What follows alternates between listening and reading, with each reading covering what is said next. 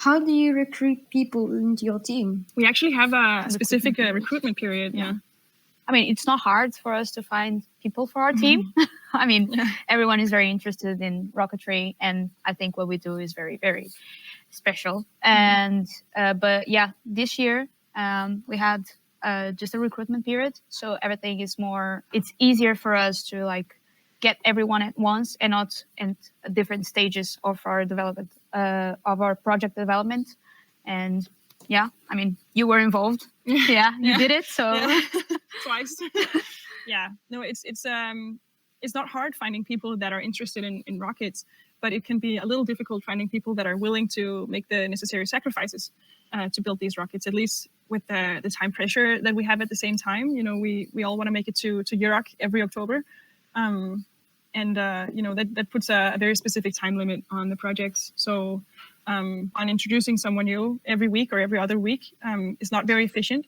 And we found out it was way more efficient to have these 3-week periods where we welcomed all the recruits, everyone that were interested in joining, and we gave them some recruitment projects.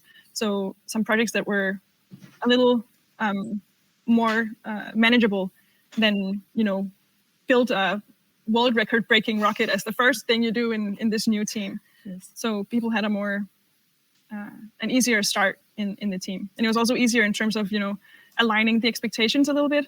So, we could get everyone on the same page from day one, basically. They've all heard the same information. They've gotten the same introduction speeches about, what's important. So that was, very successful for us. I think we're going to continue doing these recruitment periods. How do you manage new team members? So we don't scare people off by immediately giving them a task like, oh, you can design the next engine, or, design the new flight computer or something similar, but that they get, smaller tasks that are an entry-level task, basically. Yes. Yeah.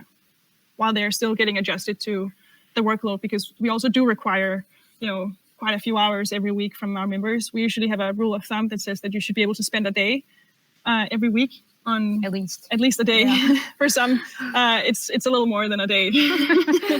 But yeah, so we do try to, inform people that we do expect quite a lot, and people also get the opportunity during this recruitment period to both opt out and say, this is just not for me, whether it being because of the work that we do or the workload or whatever it might be. Or, they might just find out that the expectations that we raise will not align with, how they want to. How do you manage your team? We have 4 different teams. We have mechanical, software, electronics, and marketing. And within those teams, we have sub-teams to kind of structure our work.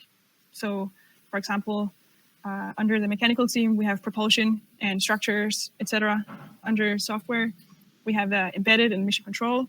So just kind of to, split up the team a little bit more, just to be more transparent with what we do. So when new students want to join, for example, they have a clear idea of, what different types of work they can actually do in our team. Because we actually got some criticism, or not criticism, but some confused comments a while ago before we, highlighted these sub-teams, that some chemists came by and they were like, I'm really sad that I can't do anything for this team because rockets sound so cool and I'm really interested. And like half of our rocket is chemistry, because we built by liquid rockets, which is basically chemistry. And they're like, I'm so sad I can't join. So we had to kind of emphasize that the different, technical backgrounds that we actually require in the team, because we do need chemists. And it's a shame if we don't really advertise to them that we need them. So we're highlighting this a little bit more.